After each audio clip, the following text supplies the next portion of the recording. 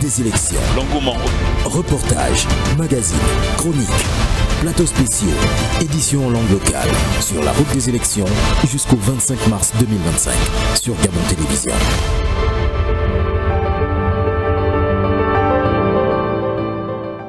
Sur la route des élections, c'est l'heure. Mesdames et messieurs, bonsoir et bienvenue.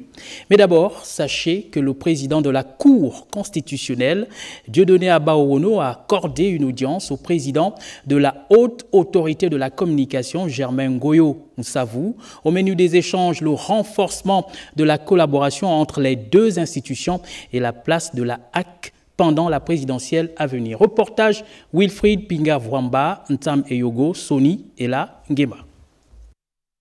En période électorale, la Haute Autorité de la Communication, régulateur du secteur communication, met en place un organe dénommé Commission d'égal accès des candidats aux médias, tant du public que du privé. Celle-ci est placée sous le contrôle de la Cour constitutionnelle. Comme vous le savez, nous avons une élection en vue, une élection capitale, qui est l'élection présidentielle. Et cette élection aura lieu le 12 avril 2025. Et j'ai été reçu ce matin par le président de la Cour constitutionnelle et je peux échanger avec lui sur la collaboration de travail qui sera la nôtre tout au long du prochain scrutin. La couverture médiatique de la campagne électorale qui pointe à l'horizon a nourri l'entretien, ses exigences logistiques pour garantir un accès équitable des candidats aux médias, mais surtout l'expression du pluralisme et d'opinion dans le strict respect des principes d'éthique et de déontologie dissimulent des difficultés inavouées.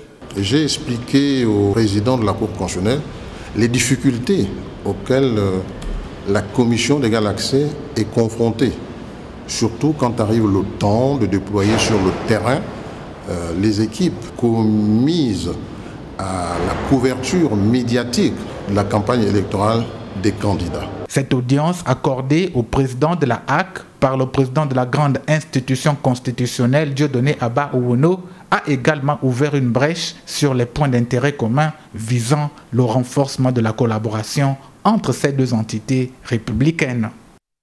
La Haute Autorité de la Communication, justement, via son président, a reçu une délégation de la mission de la Facilité africaine d'appel aux transitions inclusives, conduite par le représentant du PNUD au Gabon. Compte rendu, Patricia Lili Mouele. Évaluer les préparatifs du processus électoral tout en mettant l'accent sur l'intervention et le soutien post-électoraux, c'est l'objectif visé par cette mission accueillie par le bureau PNUD. Cette mission d'exploration de la Facilité africaine d'appui aux transitions inclusives vient donc apprécier les besoins de la Haute Autorité de la Communication en vue d'un appui technique sur divers plans. Donc, je vous remercie vraiment pour cette opportunité. Donc, c'était une discussion avec le président, juste pour échanger un peu sur son travail et aussi les opportunités de collaboration.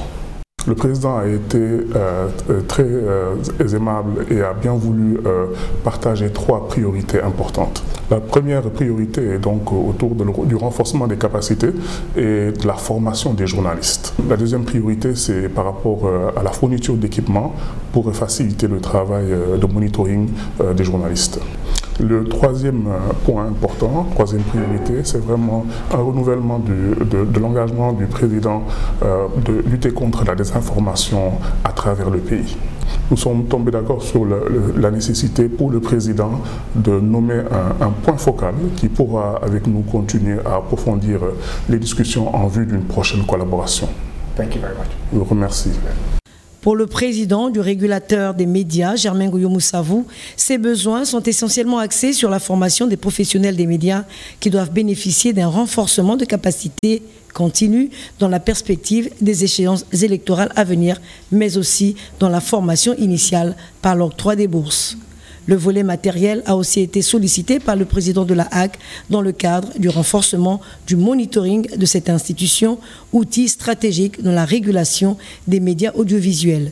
Très réceptifs, les membres de cette mission ont promis mettre tout en œuvre pour appuyer la HAC avant, mais après également les élections.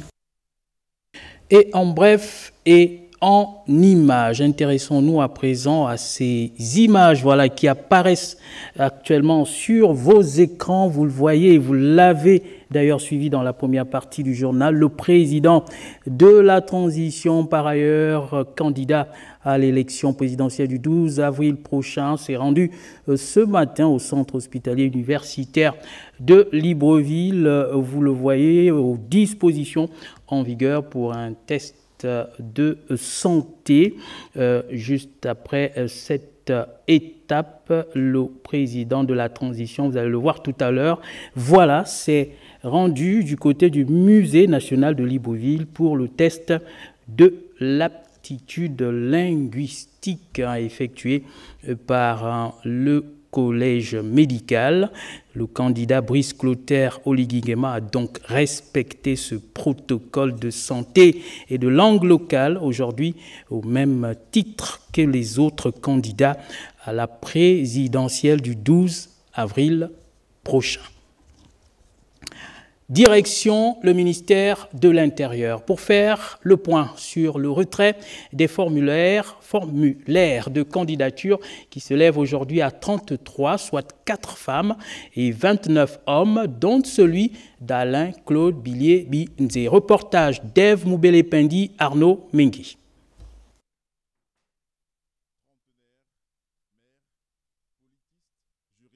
Femmes d'affaires et politiques, bref, Marlène, Fabienne et Sola s'alignent pour la présidentielle. J'ai décidé de défendre cette République parce que cette responsabilité m'incombe aujourd'hui et que l'opportunité qui nous est présentée ne peut pas condamner à être en marge. Ne rien occulter, toutes les questions sont utiles. Vous pensez qu'on aura peut-être un délai supplémentaire pour mettre en mouvement toutes ces institutions qui doivent nous délivrer les différents éléments nécessaires dans justement le dépôt de candidature. On a l'enrichissement illicite, dans le casier judiciaire. Nous sommes prioritaires là pour l'instant. D'accord. Pour qui connaît cette figure montante de la scène politique, c'est qu'elle n'a pas sa langue dans la poche. Nous sommes plus de 52 ethnies, je pense, dans notre pays. Et à ce titre, je ne sais pas si, en m'exprimant seulement en fort, les 51 autres personnes seraient en capacité de comprendre mon discours et je ne voudrais pas être élu par les fonds, je voudrais être élu par les Gabonais. Sur sa langue de locution, pour le test linguistique, elle se lâche.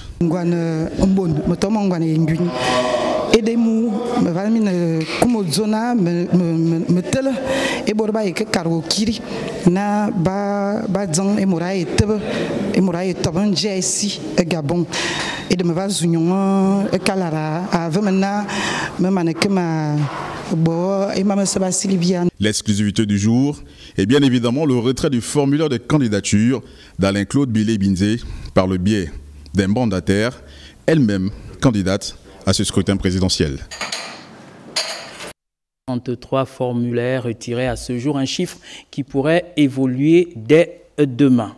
Le Front populaire de la jeunesse engagé pour la défense des droits des jeunes et de la promotion d'une société plus juste poursuit son extension à l'échelle nationale dans un contexte de renouvellement des acteurs politiques et d'implication accrue de la jeunesse. Reportage Léa Virginie Atsam, Médard Engenk.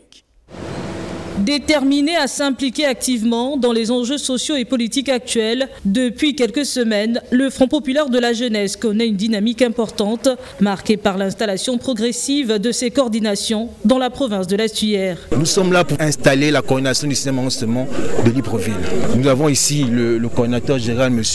Murphy Tomo, qui est un jeune dynamique et qui va faire en sorte que le FPJ puisse s'étendre dans tout le cinéma de Libreville. Nous venons dire aux jeunes que le FPJ, le Front populaire de la jeunesse, soutient la candidature du président Brice Clotaire Oligui Nguema. Nous appelons les jeunes à s'engager. Dans la même veine, les ressortissants du 3e siège de Livindo ont prononcé une motion de soutien au candidat Brice Clotaire Oligui Nguema, tout en invitant la population gabonaise à se mettre derrière lui. Le récit est de Gaël Mbimba Okoko. Plusieurs voix s'étaient levées pour réclamer sa candidature, estimant qu'il est l'homme de la situation, le seul à même de conduire le Gabon vers des lendemains radieux. Le 3 mars dernier, Brice Clotaire Oligui Nguema répondait à ces multiples appels. j'ai décidé d'être candidat. Cette réponse favorable du président de la transition, qui sonne comme une seconde libération, a ravivé à nouveau l'espoir chez les compatriotes. La province de Logo-Ivindo, par le biais des ressortissants du 3e siège de l'Ivindo, ont tenu à remercier le patron du CTRI pour n'avoir pas lâché son peuple. Nous, ressortissants du 3e siège du département de l'Ivindo, soutenons solennellement cette candidature et encourageons le peuple du 3e siège du département de l'Ivindo dans sa diversité à soutenir cette candidature qualifiée de divine. Les cadres et la notabilité des villages Mooba, Mbomon, Melondo Miolet, Makebe Bakwaka, pour ne citer que ceux-là, réaffirment ici leur attachement au CTRI eu égard à son bilan. De nombreux chantiers dans la commune de Makoko, je dirais même dans la province de Logo-Ivindo, il y a d'énormes chantiers et c'est cet espoir qui nous permet de penser qu'il est temps de faire avec une nouvelle personne. Et pour nous, la nouvelle personne n'est autre que le président de la République, Brice Clotaire Oligui Nguema. Nous, les populations, les sages d'ici à Baké-Bakwaka, 3e siège en disant, on est derrière le président Oligui. Venu à Libreville expressément pour prendre part à cette rencontre, le chef du canton Lollet a dit retourner dans sa zone de compétence, porteur d'un message de mobilisation massive afin de préparer la campagne, l'élection de Brice Clotaire Oligui Nguema dans cette partie du département de l'Ivindo. Parlons à présent de cette réunion des ressortissants de la commune de Mimfoul en vue d'organiser la réception du président de la transition dans cette localité. Les fils et filles de ce département étaient réunis autour de Ludovic Meigny-Ndong. Reportage Lionel Mboutsou Pissam, juste Njana. À quelques jours de l'arrivée du chef de l'État à Mimfoul, Ludovic Meigny-Ndong réunit les cadres ainsi que les fils et les filles de cette localité pour lui réserver un accueil chaleureux. J'ai tenu à réunir tous mes frères, mes soeurs, mes parents de Mimfoul pour parler des projets de Mimfoul et nous comptons sur le président de la République, Brice Clotaire Oligui Nguema, qui a cette volonté de développer toute la République. Enthousiasmés par l'idée de recevoir le président, les participants ont déjà formulé quelques doléances. Le chef de l'État, le général Brice Clotaire Oligui Nguema, qui vient chez nous à Mimfoul dans le Rhône-Terre et qui, par cette visite, marque un point particulier parce que c'est la première étape qu'il ferait après son dépôt de candidature. C'est là tout un symbole. L'hôpital de Mimfoul. Cet hôpital-là est posé sur une motte de terre qui, depuis très longtemps, avait des difficultés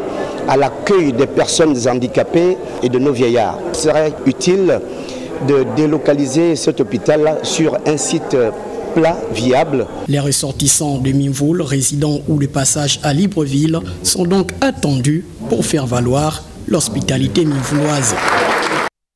Eux également se préparent pour le 12 avril prochain. On parle des membres de la diaspora de France qui entendent jouer leur partition pour le scrutin présidentiel à venir. Aussi mettent-ils déjà en œuvre des stratégies pour mieux se déployer sur le terrain afin de mobiliser le maximum de personnes pour le soutien aux candidats de leur choix. Voyons cela avec Patricia Lili Mouelé. Un nouveau-né dans le monde associatif en France. L'Ekouga France vient de faire officiellement sa sortie. Cette plateforme prône la valorisation des échanges culturels et la préservation des traditions et entend également renforcer le sentiment d'appartenance tout en favorisant la solidarité et l'entraide entre ses membres. Tous les Gabonais ont entrevu une lumière. C'est pourquoi nous, membres et soutiens de l'association L'Ekouga France,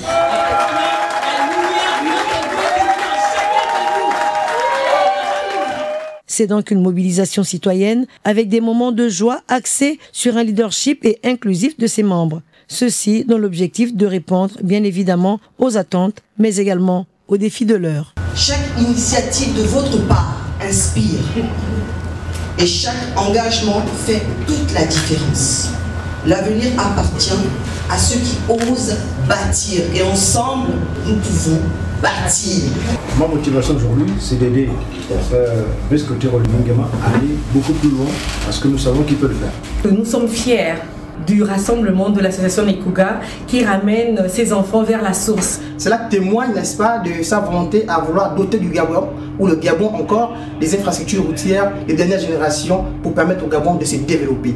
Les membres de l'Ekuga France ont donc pour ambition d'étendre leur mouvement à travers le monde.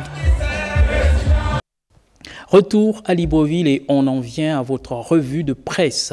Ce soir, nous parlons candidature de Pierre Claver Maranga Moussavou, président du PSD, et des leaders de l'opposition qui appellent au report de l'élection présidentielle du 12 avril. Et là, on retrouve ce soir encore Cabrel Guillain Lemami. Bonsoir. Bonsoir à tous. Dans les kiosques, plusieurs journaux qui traitent de la candidature de Pierre Claver Maranga Moussavou et de la coalition des leaders politiques de l'opposition qui appellent au report de l'élection présidentielle. La Cigale, enchantée avec son titre « Les pitreries d'une opposition des sorciers », parle de Pierre Claver Maranga Moussavou, Ali Akbar Onanga Yobege, Alain-Claude Bilibidze et Albert Ondo Ossa qui estiment qu'en l'état actuel, il n'y a pas de garantie d'une élection crédible apaisée. Selon toujours La Cigale enchantée, la bande à Bilibidze crie à la triche alors qu'ils n'ont pas encore pris part à l'examen et comme il fallait s'y attendre, les opposants New Look ont poussé le ridicule jusqu'à accuser l'autorité de contrôle des élections et du référendum de préparer une fraude massive en faveur du pouvoir en place. Ces fossoyeurs et pyromanes d'hier qui veulent la peau du général, c'est le titre de Congosa News. Le journal souligne que si la critique politique est un pilier fondamental de la démocratie, encore faut-il qu'elle émane de voix crédibles portées par un bilan clair et dépourvu de tout soupçon. Congosa News cite en outre Francis Keya, ex-ministre de la Justice, Alain-Claude Bilibidze et Ali Akbar Onanga Yobege, ancien secrétaire général du gouvernement, qui ont eux aussi été des maillons d'une administration incapable de répondre aux attentes des populations. Tous les trois n'ont jamais osé remettre en question les égarements du régime d'Ali Bongo Ondimba, se contentant de servir un système qu'ils ne critiquent aujourd'hui que par opportunisme. En dépit d'un appel au report de l'élection présidentielle, certains d'entre eux, donc les membres de la coalition, déclarent leur candidature au scrutin du 12 avril, le cas de Pierre Claver Maranga Moussavou. Pour le quotidien national L'Union, Pierre Claver Maranga Moussavou, qui aura néanmoins 73 ans le 8 avril 2025, a retiré le formulaire de déclaration de candidature pour aller à la conquête des suffrages de ses compatriotes pour la 5e fois. L'Union souligne par ailleurs qu'il sait parfaitement qu'il ne peut se présenter au scrutin du 12 avril prochain du fait des dispositions légales en vigueur limitant l'âge des candidats de 35 à 70 ans. Pour GabonActu.com, l'ex-vice-président Sou Ali Bongo Ondimba a indiqué qu'il ne reconnaît pas tous les textes qui écartent de la course à l'élection présidentielle les personnes âgées de 70 ans. Au journal de rappeler que président du Parti social-démocrate Maranga Moussavou n'a jamais dépassé un score de 2% de suffrage à une élection présidentielle. Sa politique est basée sur la provincialisation, c'est-à-dire l'impulsion du développement national à travers les provinces. N'a-t-il pas assez de porter le qualificatif amusant d'éternel candidat aux élections présidentielles depuis 1993 sans tirer avec des scores ridicules, voire humiliants, conclut le quotidien national L'Union dans sa rubrique « Pour moi quoi, Makaya ». Et le mot des élections, on parle caution, une des conditions pour participer à une présidentielle. C'est un fait commun à tous les pays. Alors d'où vient ce terme et pourquoi cette exigence? Élément de réponse avec Ruth Mignolet-Sandzou et Adeline Abemondo.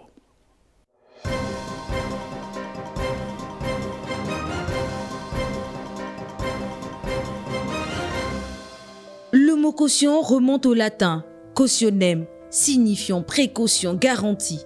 Dans l'Antiquité, il désignait déjà une somme d'argent ou une garantie matérielle servant à assurer l'exécution d'un engagement.